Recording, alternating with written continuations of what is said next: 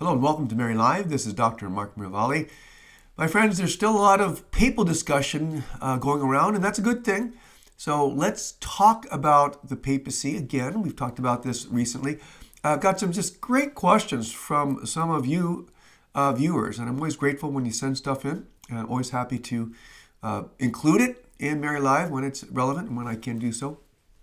So, just for review, in fact, the liturgical readings have done a great job of preparing us for this papal discussion. So, a few weeks ago, we had Matthew 16, 15 through 20, which we know is where Jesus establishes the papacy. Jesus says to Simon Bar-Jonah, Peter, you are rock, and on this rock I will build my church. The jaws of death or the gates of hell, depending on translation, will not prevail against it. I give you the keys to the kingdom of heaven. Whatever you declare loosed shall be loosed. Whatever you declare bound shall be bound. Okay, so, and that's a gross paraphrase, but you get the idea. This is Jesus establishing the rock of the church, the foundation of the church, on the office of Peter and Peter's successors. This is where we get infallibility from. Why? Because Jesus promises to back the decisions of a man. He can't do that unless he protects that man and the office that the man occupies from error. It's very simple.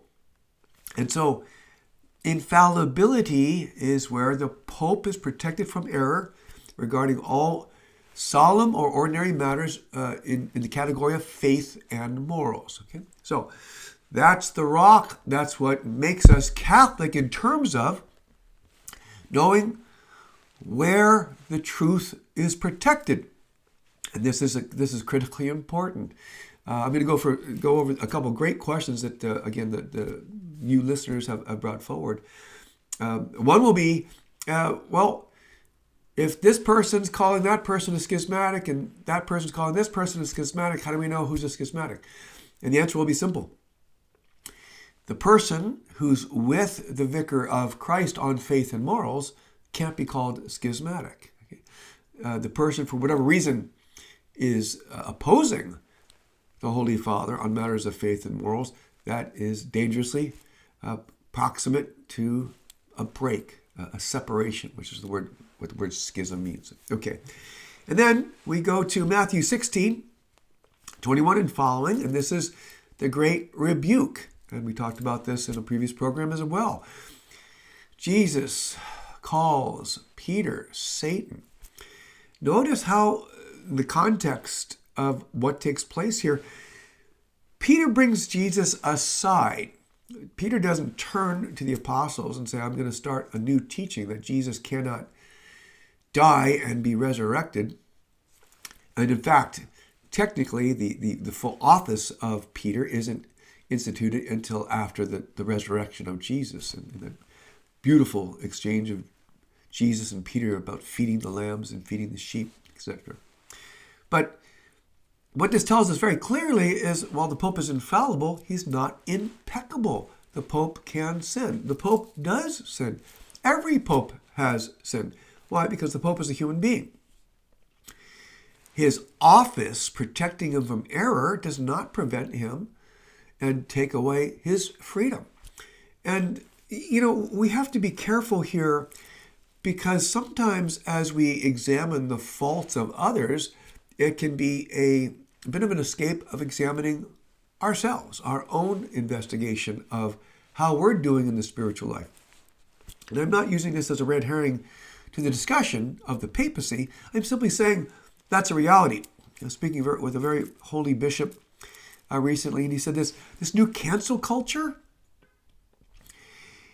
it's so focused on pointing fingers to someone else's error and asking reparation for it without ever examining self. And that's a very dangerous cultural dimension, a direction. Focus is pointing out the faults of others, either presently or historically. And of course, we make distinctions. Of course, we've got to remember things like the evils of slavery and the horrid, the dynamic horror of things like the Holocaust. It's a whole nother thing, though, to take on as a habit, to perpetually and consistently focus on the sins of others, the weaknesses of others. And we all have to be careful of that. So, the Pope is protected from error, solemnly, and on matters of faith and morals, even in the ordinary fashion. And secondly, the Holy Father sins. And he needs conversion like everybody else. So, with that basis, let's go over a couple questions, great questions that were sent in. One is, what is conciliarism?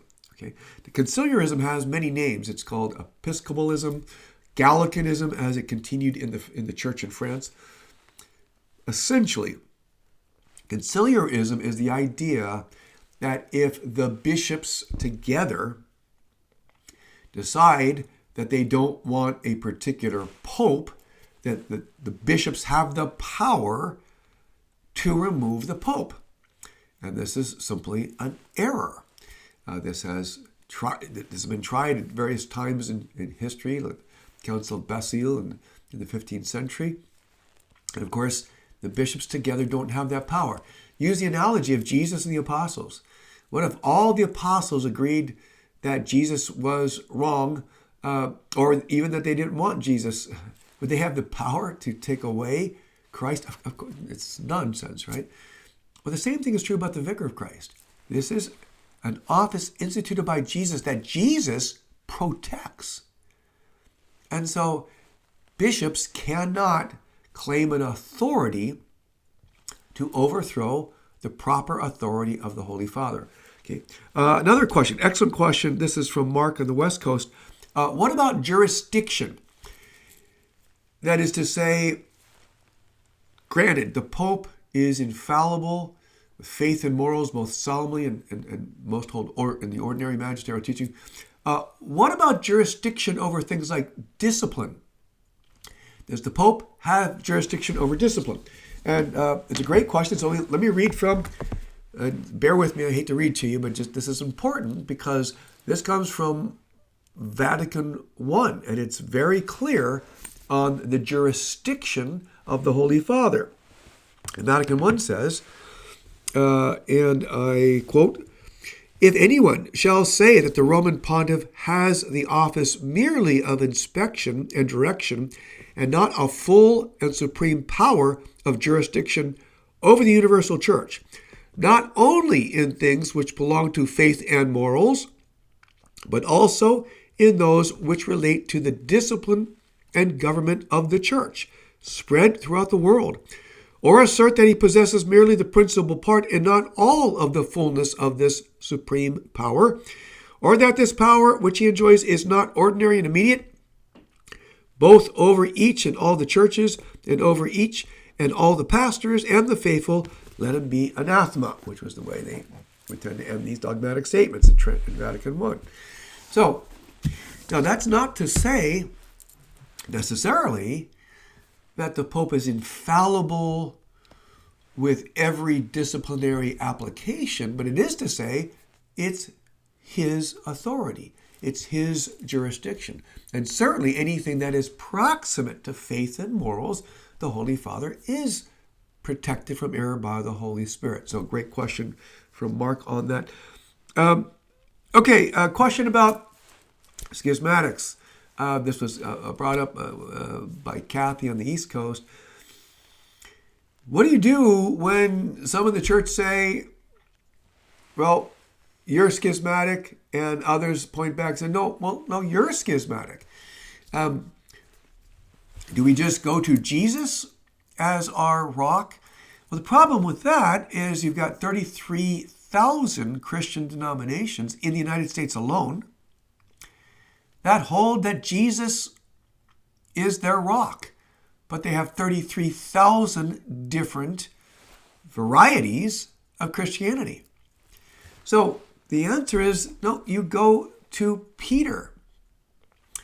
If one is being faithful to Peter, to the successor of Peter, to the Vicar of Christ, to the Holy Father, to the Pope, on matters of faith and morals, you cannot be considered schismatic because To be schismatic is precisely to separate from Peter, from the Holy Father on matters of faith and morals. And look, we've talked about this before. Let me bring it up again. This doesn't include the Pope's personal opinion on things of medicine, statements about, the importance of vaccines. And it's not a popularity contest. It's not whether you like the personality of a given Holy Father. And clearly, it's not based on, once again, impeccability. Whether the Pope sins, whether they be little sins or big sins, the office of Peter is what protects the unity of the church. As Ambrose says, St. Ambrose, where Peter is, there is the church. Okay, just one more question. Good, this is from John of the South. Is it possible for the Pope to commit such a large sin? He said, an extremely mortal sin. Once it's mortal. But a large sin, a grandiose sin, so much so that it would prevent the Holy Spirit protecting the Pope from making an error in faith and morals. And this is an easy one. The answer is simply no. Doesn't matter what the Pope does personally. Now, of course, we never want to encourage or applaud or see as something in any way positive when a priest sins, whether it be a local clergy or a bishop or a cardinal or a pope. It always hurts. But let's keep, again, in mind, let's go before the ecclesiastical mirror ourselves. We have to look at ourselves. We've all done things that we are ashamed of. We've all done things that we wouldn't have done had we had a second chance to not do them.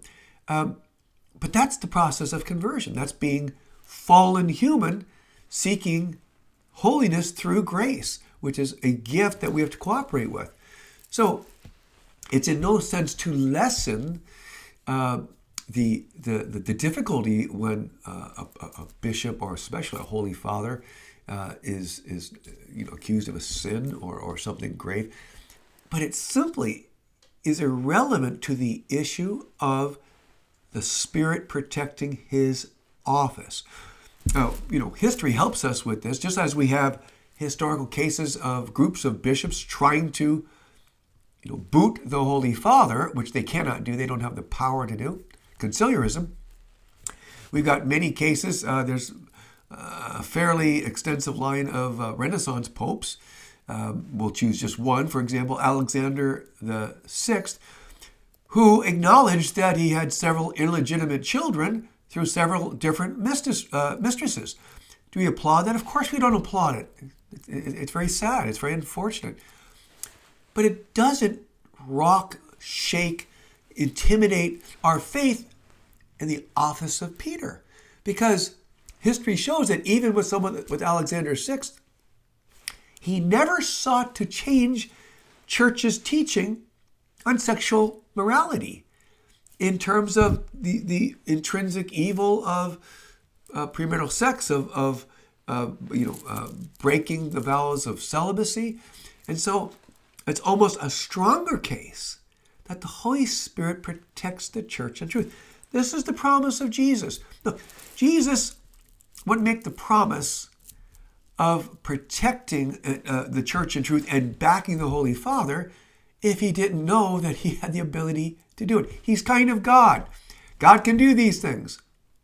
And the Holy Spirit can protect the church until the end of time, even with human beings, including fallible human beings in the office of papacy. So once again, just to get our papal ABCs set, our Pope 101, the Pope is infallible on faith and morals, both solemnly and in the ordinary teaching most withhold. Secondly, the Pope can sin and does sin and needs conversion. Thirdly, no group of bishops can remove the Vicar of Christ validly elected. And fourthly, the Pope does have jurisdiction even over matters of church discipline, even beyond faith and morals. Okay? And I hope, in a fifth sense, we have a peace about the rock that Jesus Christ gave you and gave me so we can be Catholic without confusion.